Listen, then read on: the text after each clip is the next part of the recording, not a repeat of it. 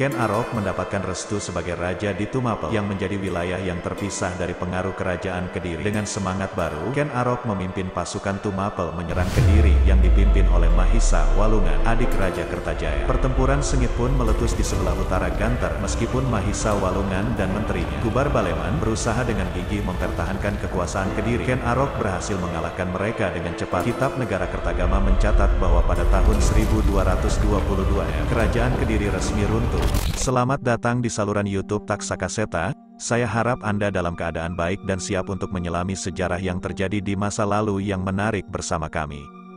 Di sini, kami akan menjelajahi berbagai topik sejarah dan berbagi kisah-kisah sejarah yang luar biasa.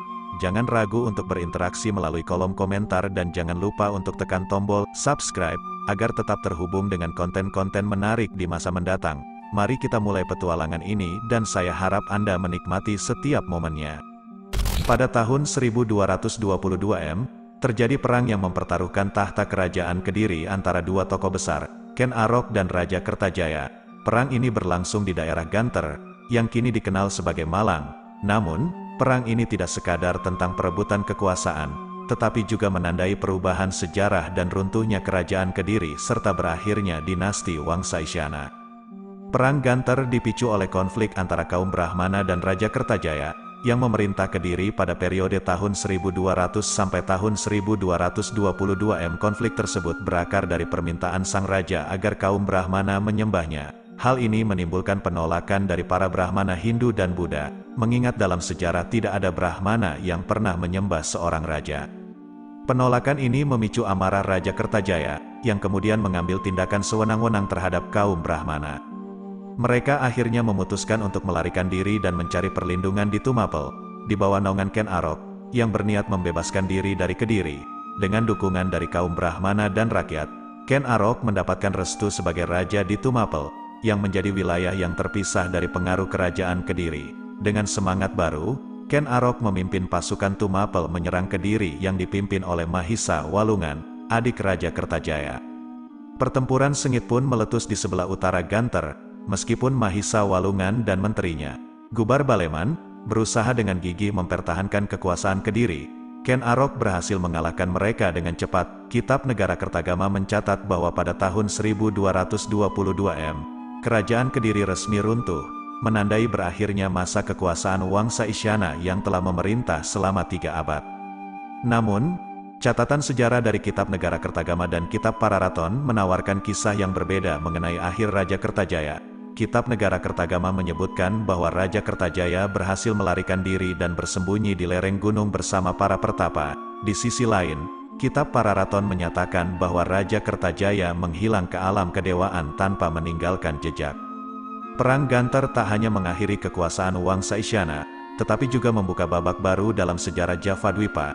Dengan kerajaan Kediri runtuh, kekuasaan di wilayah tersebut diambil alih oleh kerajaan Singasari, yang dipimpin oleh Ken Arok. Kerajaan Singasari, sebuah tempat di mana sejarah diukir oleh sosok Ken Arok, seorang pahlawan yang memiliki perjalanan hidup yang luar biasa. Misteri asal-usul Ken Arok menjadi daya tarik tersendiri bagi banyak orang.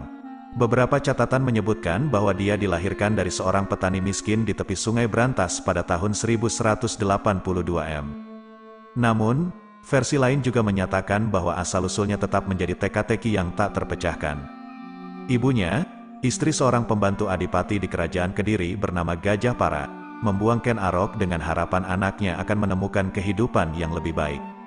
Namun, nasib membawanya ke tangan seorang pencuri bernama Lembong, yang kemudian merawat dan membesarkan Ken Arok. Sebagai anak yang tumbuh dalam kehidupan kejahatan, Ken Arok menjadi seorang pencuri dan perampok. Namun, takdirnya berubah ketika ia bertemu dengan Empu Loh Gawe, seorang Brahmana yang mencari titisan Dewa Wisnu. Empu Loh Gawe melihat potensi luar biasa dalam diri Ken Arok dan meramalkan bahwa suatu hari nanti, ia akan menjadi penguasa besar atau Cakravartin. Kehidupan Ken Arok berubah drastis ketika ia bekerja sebagai abdi di bawah penguasa Tumapel, Tunggul Ametung. Disinilah Ken Arok bertemu dengan Ken Dedes, istri Tunggul Ametung yang cantik dan memikat hati. Kecantikan Ken Dedes membuat Ken Arok terpikat dan berambisi merebut hati wanita itu. Dorongan ambisi Ken Arok semakin memuncak ketika Empu Loh Gawe menyebutkan bahwa Ken Dedes adalah Nareswari, perempuan yang kelak akan melahirkan raja-raja Jawa. Meskipun Empu Lohgawe sebagai seorang Brahmana tidak setuju dengan niat jahatnya, niat Ken Arok untuk merebut hati Ken Dedes dan kekuasaan tak bisa dipadamkan. Ken Arok kemudian memesan sebuah keris sakti kepada Empu Gandring, yang katanya bisa membunuh Tunggul Ametung dalam waktu 1 tahun. Namun, tidak sabar menanti, Ken Arok nekat merebut keris tersebut sebelum keris tersebut sempurna dan menghabisi Empu Gandring. Dalam keadaan sekarat, Empu Gandring mengutuk bahwa keris itu akan membunuh 7 orang raja di masa depan. Dengan kekuasaan dan keris sakti di tangannya, Ken Arok meminjamkan keris itu kepada Kebo Hijau dan membunuh Tunggul Ametung. Meskipun Ken Dedes mengetahui perbuatan tersebut, dia luluh oleh rayuan Ken Arok dan akhirnya menikah dengannya. Ken Arok tidak puas hanya menjadi Aku Tumapel, ambisinya membawanya ke medan perang, dan pada tahun 1222 ia memimpin pemberontakan melawan Raja Kertajaya dari Kediri dalam pertempuran Ganter. Pemberontakan itu sukses dan memperkuat wilayah Tumapel sebagai wilayah merdeka yang terlepas dari Kediri. Ken Arok pun menjadi raja pertama dinasti Rajasa dengan gelar Sri Rajasa Batara Sang Amurwabumi. Namun, takdir pahit menanti Ken Arok. Setelah memerintah selama 5 tahun, ia tewas dibunuh oleh Anusapati, anak dari Tunggul Ametung dan Ken Dedes.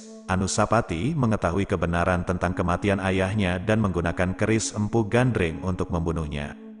Terima kasih telah menonton video kami di saluran YouTube Taksakaseta. Kami harap Anda menikmati cerita sejarah yang kami bagikan. Jangan lupa untuk selalu mendukung saluran kami dan aktifkan pemberitahuan agar tidak ketinggalan video menarik lainnya.